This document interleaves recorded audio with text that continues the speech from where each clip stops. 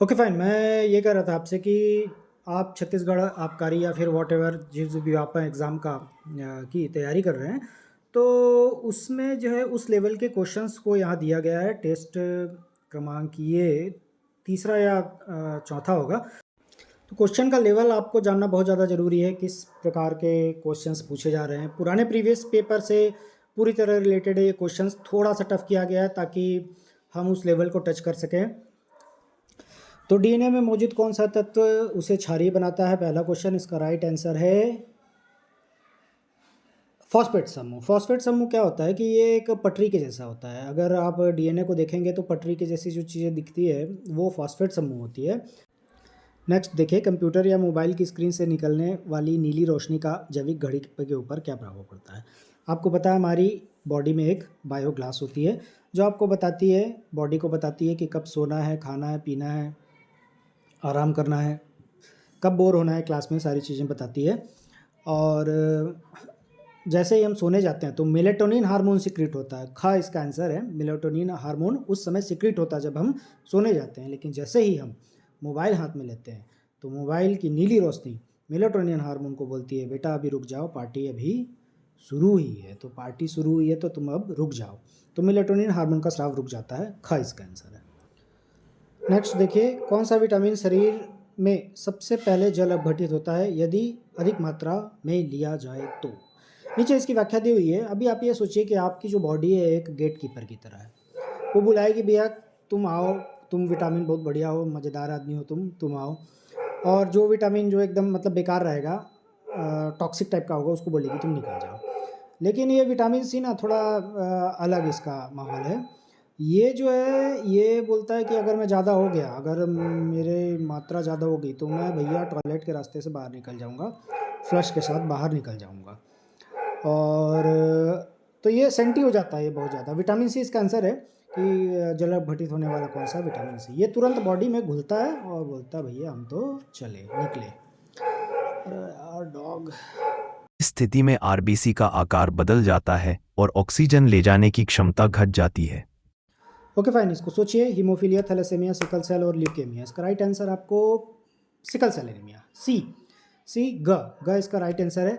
Sickle cell anaemia आपको पता है, देखिए भैया, फेफड़ों से ऑक्सीजन ले जाने का काम कौन करता है? आरबीसी करता है। सिंपल डिस्क के जैसे होता है, ये नॉर्मल तरीके में डिस्क के जैसे होता है, लेकिन जैसे ही सिकल सेल एनीमिया हुआ ये थकना चालू, इसका ये ऑक्सीजन नहीं उठा पाता, फिर ये बार बार इसकी क्षमता घट जाती है।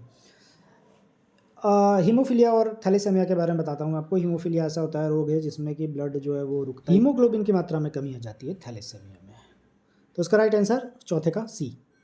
अब मैं गोल नहीं रहूँगा, अब मैं चांद बन गया हूँ, अर्धचंद्राकार। Sickle cell anaemia. प्रश्न 5, डायनामो और ट्रांसफॉर्मर में मुख्य अंतर क्या है? देखो ये दोनों भाई भाई हैं, डायनेमो और ट्रांसफार्मर दोनों एकदम सगे भाई हैं। फ़र्क बस इतना है कि डायनेमो जो है दिन भर चलने वाला है, ट्रांसफार्मर जो है चुपचाप बैठने वाला है, शांति से, जो पीने के बाद बैठ जाते हैं ना आदमी लोग, वैसा टाइप का है। तो ट्रांसफार्मर और डायनेमो मुख्य अंतर ये रहता है कि ट्रांसफार्मर शांत रहेगा और ये क्या करेगा, सॉरी, डायनेमो चलने वाला, हाँ वही सेम बात, डायनेमो चलने वाला और ट्रांसफार्मर जो रहेगा वो शांत रहेगा। Right answer is B for Bombay. प्रश्न 6, प्रकाश का वेग किसी माध्यम में घटने का कारण क्या होता है? अभी देखो, प्रकाश जो है भयंकर तेज चलता है, एकदम 3 लाख किलोमीटर पर सेकेंड। ये होती है वैक्यूम में, इसकी गति होती है, भयंकर तेज चलता है। और जैसे ही ये किसी कांच या फिर पानी में जाता है तो इसकी गति जो है मॉलिक्यूल्स के कारण, वहाँ पास बहुत सारे मॉलिक्यूल्स होते हैं कांच के, पानी के, वो आपस में टकराने लगते हैं इसके साथ, तो उसके कारण इसकी गति रुक जाती है। तो वो क्लियर कट बोलते हैं, भाई पहले हमको पार करो उसके बाद ही तुमको जाने देंगे। तो राइट आंसर इज अपवर्तनांक, अपवर्तन, बी अपवर्तन। प्रश्न 7, एक ही फसल के लगातार उत्पादन से मिट्टी में कौन से सूक्ष्म जीव बढ़ जाते हैं? अभी क्या आप जिम जाते हैं, एक ही एक्सरसाइज अगर आपको कराएंगे तो आप हो जाओगे बोर।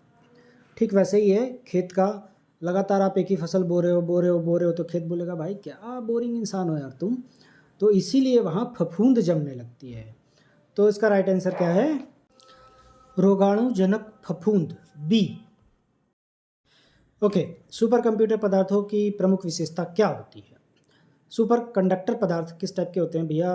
ये एक टाइप का समझ लीजिए, आपका कोई दोस्त बैठा हुआ है जो आपको पिकनिक ले जाना चाह रहा है, ऐसा दोस्त है कि हर पान ठेला में रुक के उसको चाहिए कुछ। तो सुपर कंडक्टर ऐसा नहीं होता है, वो रुकने वाला काम नहीं करता है, रुकने का काम मतलब रेजिस्टेंस वाला काम नहीं करता है, उसमें रेजिस्टेंस ही नहीं होता है। वो अगर आपको पिकनिक जाना है अब तो वो आपको बिंदास एकदम एक वे में लेके जाएगा, तो प्रतिरोध उसमें नहीं होता है। राइट आंसर इज हमेशा की तरह ख, विद्युत प्रतिरोध शून्य। आपको लग रहा होगा सबका आंसर तो ख ही है। रेडियोधर्मी तत्वों से निकलने वाले कणों में सबसे भारी कौन होता है? आंसर बताने से पहले थोड़ा सा मैं एक्सप्लेन करता हूँ। बीटा कण, ये भैया एक इलेक्ट्रॉन या एक पॉजिट्रॉन रखा रहता है। गामा कण ये एक हल्की फुल्की सी रोशनी है, मैं हूँ नन्ही सी रोशनी, इस टाइप का है गामा का। अल्फा कण 2 प्रोटॉन 2 न्यूट्रॉन रखा रहता है। सबसे भारी भरकम रिंग में, WWE के रिंग में सबसे ज़्यादा ताकतवर कौन? अल्फा कण। Right answer is a, alpha कण। रेडियोधर्मी तत्वों से निकलने वाले कणों में सबसे भारी अल्फा कण। क्यों भैया? क्योंकि 2 प्रोटॉन और 2 न्यूट्रॉन साहब के पास है। रेडियो तरंगों की तरंग दैर्ध्य होती है, अभी आप इसको सोचिए आराम से, सबसे अधिक, सबसे कम, मध्यम और शून्य।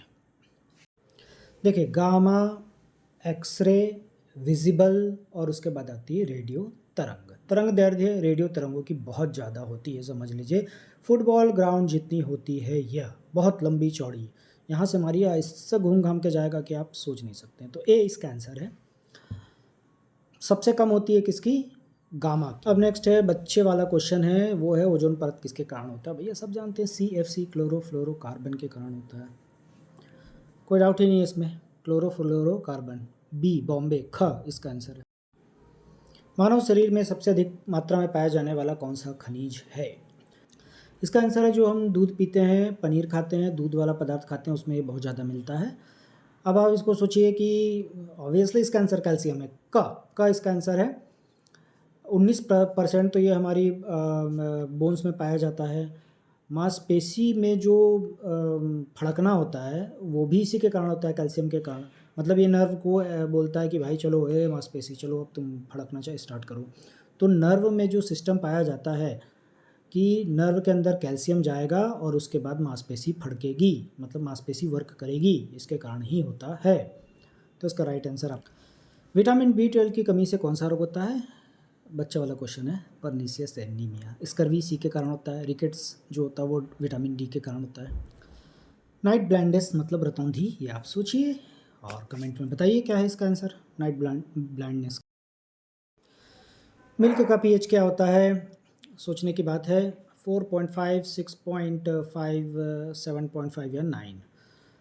दूध भैया यहाँ मिठास की बात नहीं हो रही, यहाँ उसके खट्टेपन की बात हो रही है। खट्टापन से आपको समझ में आ गया होगा, दूध हल्का सा खट्टा होता है जो आपकी जीभ से तो पता नहीं चल पाएगा, लेकिन pH स्केल से ज़रूर पता चल पाएगा।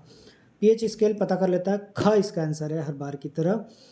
6.5 से 6.7। तो खट्टेपन का पता चल जाता है, हल्का सा ये खट्टा है मिल्क हमारा। और आपको पता ही है कि मिल्क में सबसे ज़्यादा कैल्शियम होता है। अब नेक्स्ट जो क्वेश्चन है वो बोलता है भैया दिन रात काम करने वाला हमारा हृदय, इसको भी रक्त की ज़रूरत पड़ती है, तो इसको रक्त देने वाला कौन है? कौन सी धमनी है? उसका धमनी बोलते हैं जो उसको रक्त प्रदान करती है। ABCDE इसका है और इसका राइट आंसर है ए फॉर कोरोनरी धमनी। कोरोनरी धमनी इसे राइट आंसर इसे सप्लाई करती है। दिन रात सबको रक्त देने वाला, खुद भी तो रक्त का भूखा है, तो ब्लड सप्लाई इसको करने वाला कौन है? कोरोनरी। मिर्गी रोग सभी जानते हैं किसका है? ये दिमाग का। नीचे लिखा भी हुआ है कि न्यूरोलॉजिकल बीमारी है।